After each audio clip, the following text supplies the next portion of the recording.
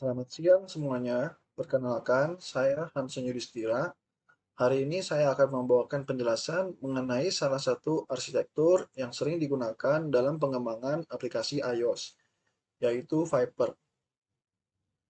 Viper adalah sebuah desain pattern atau pola arsitektur yang digunakan dalam pengembangan aplikasi iOS. Nama Viper sendiri merupakan singkatan dari 5 komponen utama yang menyusunnya, yaitu View, Interactor, Presenter, Entity, dan Router. Dengan membagi aplikasi ke dalam 5 lapisan yang berbeda, Viper memastikan bahwa setiap komponen hanya mengerjakan satu hal. Misalnya, View hanya menampilkan data dan menerima input. Interactor hanya menangani logika bisnis, dan Router hanya fokus pada navigasi. Struktur ini membuat proyek menjadi lebih modular, artinya mudah dipisah-pisah menjadi bagian-bagian kecil. Hal ini sangat berguna ketika kita bekerja dalam tim, karena setiap developer bisa fokus di satu lapisan tanpa mengganggu bagian lain. Selain itu, karena tiap komponen tidak saling bergantung secara langsung, proses pengujian unit atau unit testing jadi lebih mudah. Kita bisa menguji presenter tanpa perlu melibatkan UI atau menguji interaktor tanpa perlu koneksi jaringan asli. Secara keseluruhan, Viper sangat cocok digunakan dalam proyek berskala besar, aplikasi yang memiliki banyak fitur, atau aplikasi yang terus berkembang dari waktu ke waktu. Meskipun awalnya terasa sedikit lebih kompleks karena banyaknya boilerplate code, dalam jangka panjang struktur ini justru mempermudah pemeliharaan dan pengembangan lanjutan. View adalah bagian yang menampilkan antarmuka pengguna dan menangani input dari user. Tugas utamanya hanya menampilkan UI dan meneruskan aksi pengguna ke presenter. Vue tidak memiliki logika bisnis, biasanya ini diimplementasikan dengan UI View Controller atau CVI View. Interaktor bertugas menangani logika bisnis seperti memanggil API, mengakses database, atau proses perhitungan. Hasil dari proses ini kemudian dikirim ke presenter. Presenter berperan sebagai penghubung antara Vue dan interaktor. Presenter menerima aksi dari Vue, lalu mengatur logika tampilan dan memformat data agar bisa ditampilkan dengan baik. Karena tidak mengandung kode UI-Kit, presenter sangat mudah untuk diuji. Entity adalah model data sederhana yang digunakan oleh interaktor. Contohnya seperti objek user atau produk. Entity ini bersifat netral, artinya tidak bergantung pada framework iOS. Router bertugas mengatur navigasi dan transisi antar layar.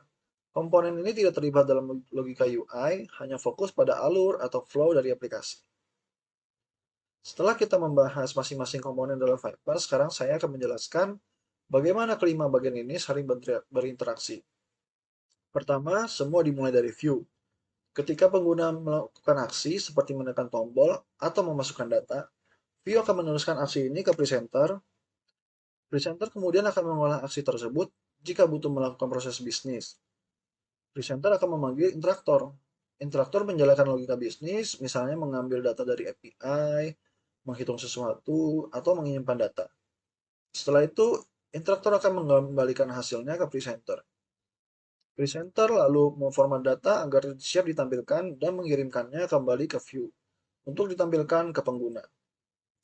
Sementara itu, jika ada kebutuhan untuk pindah halaman, misalnya navigasi ke halaman detail, presenter tidak menangani itu secara langsung. Sebaliknya, presenter akan meminta bantuan router yang bertanggung jawab penuh terhadap transisi antar layar. Di tengah proses ini, entity digunakan oleh interaktor untuk memproses data. Entity adalah model data murni dan menjadi penghubung data antara interaktor dan presenter.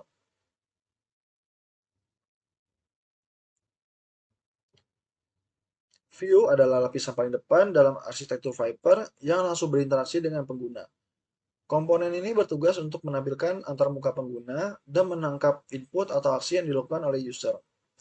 Misalnya, saat pengguna mengetuk sebuah tombol, menggeser slider, atau mengetikkan teks di dalam sebuah form, semua aksi ini ditangkap oleh View. Namun, View tidak memproses aksi tersebut secara langsung. Tugas View hanyalah meneruskan informasi ini ke presenter, yang kemudian memutuskan logika apa yang harus dijalankan. Hal yang penting untuk digarisbawahi adalah bahwa View tidak boleh mengandung logika bisnis apapun.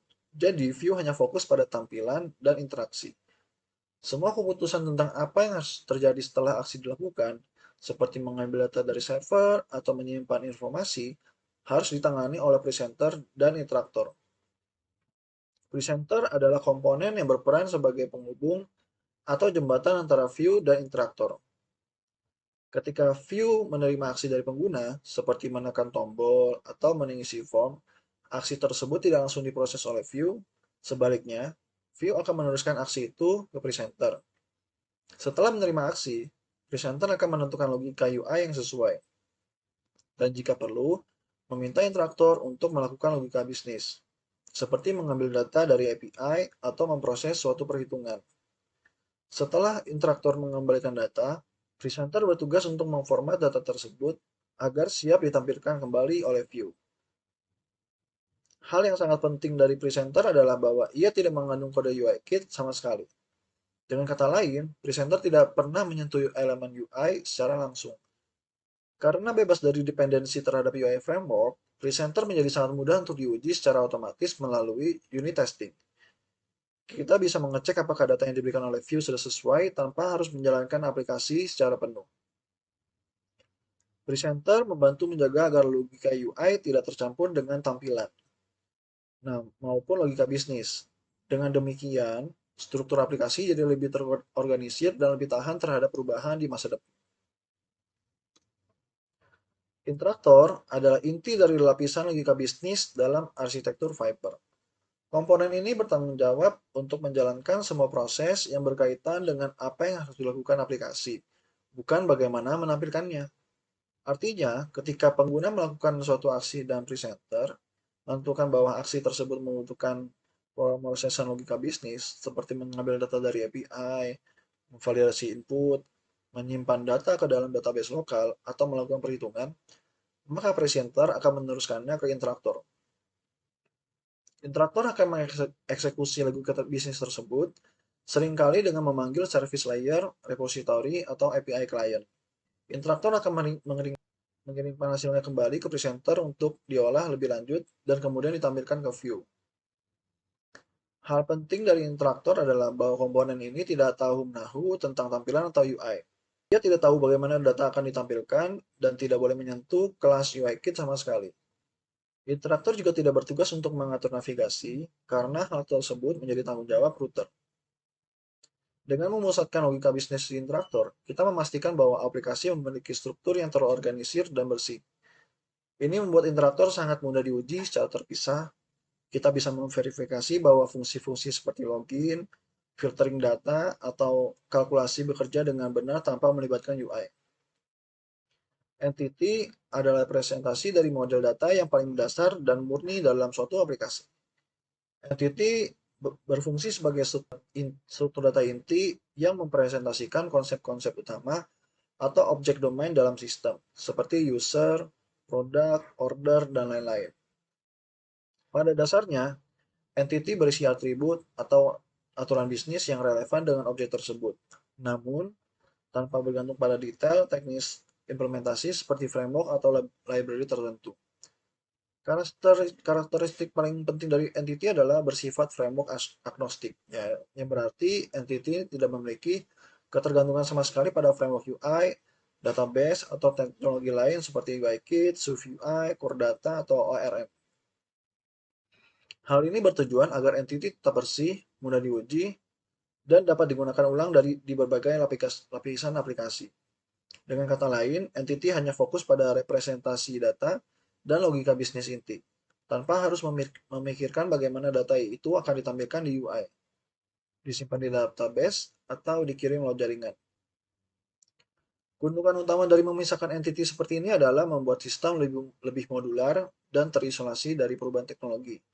Misalnya, jika di masa depan Anda mengganti framework UI dari UIKit ke SwiftUI, Anda tidak perlu mengubah entity karena entity tidak mengandung kode yang bergantung pada UI.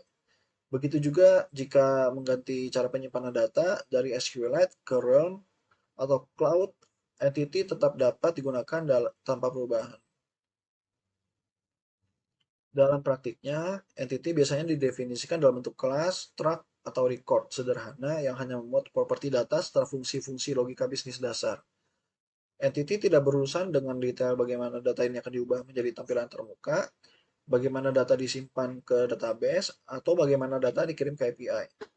Semua hal tersebut menjadi tanggung jawab lapisan lain. Router adalah komponen yang bertanggung jawab penuh untuk mengatur perpindahan antar layar atau navigasi dalam sebuah aplikasi. Dalam konteks aplikasi mobile atau web, perpindahan layar adalah hal yang sangat krusial karena berhubungan langsung dengan pengalaman pengguna dalam menggunakan aplikasi tersebut. Router memastikan bahwa alur navigasi berjalan dengan lancar sesuai dengan desain interaksi dan kebutuhan aplikasi. Fungsi utama router adalah mengelola flow atau alur aplikasi ketika pengguna ingin berpindah dari satu halaman ke halaman lain.